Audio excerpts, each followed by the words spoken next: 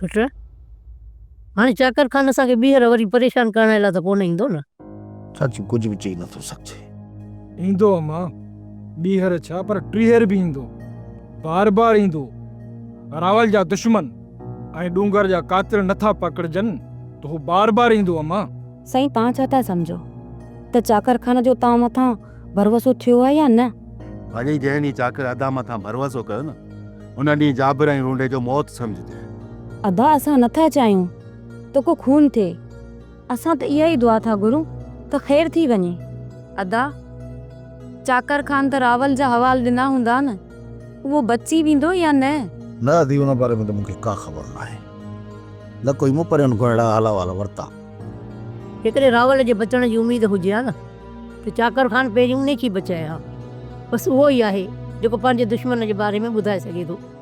अम्मा हिन वक़्तु ईअं सम्झ त चाकर खान पंहिंजे भाउ खे दफ़नाए चुको आहे, पंहिंजे सिर सां कफन ॿधी हू मैदान ते लही आयो आहे। हाणे कंहिंखे बि बख़्श कोन कंदो।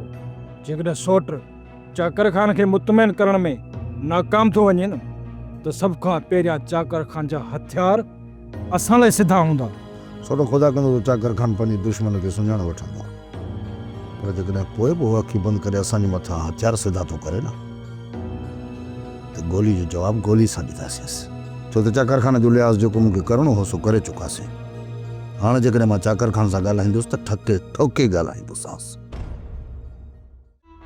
सोट हाँ हे वटि 25,000। सोट तो त चयो हसीना बेगम खां 2 लाख वठंदुसि, मूंखे बस सिर्फ़ 25,000। यार पक्को आसरो तेन माई खां 2-3 लाख कढंदुसि, पर इहो रूंडो फिरियल छॾे न असांखे। हसीना बेगम खे रुगो पटण फुरण वारो मां न आहियां, अलाए केतिरा अथसि। इहे बि ॾटा सटा ॾेई 50,000 मां कढी आयो आहियां। 25 तोखे ॾिनुमि, 25 मां पंहिंजे ख़र्च लाइ रखिया।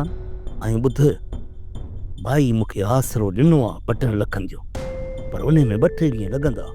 जीअं ई मिलंदा न विरहाए खाईंदासीं। सोट या निभागी नोटनि सां त अलमारियूं भरियूं वेठी आहे, पर पैसनि ॾियण त दिलि ई नथी कढेसि। यार माई त मूंसां कसम खणी वई, हाणे चाकर खान चाबियूं पाण वटि रखियूं आहिनि। जेके मूंखे 50 न अथई न, जे पई इहे बि मूं ख़र्च लाइ वरिता अथमांसि। अड़े सिकू खुटको न कर, जीअं ई माई 2-3 लख ॾिना न तुंहिंजो खीसो गरम कंदुसि मां। वॾी कूड़ी रना सोट, वॾी कूड़ी रना।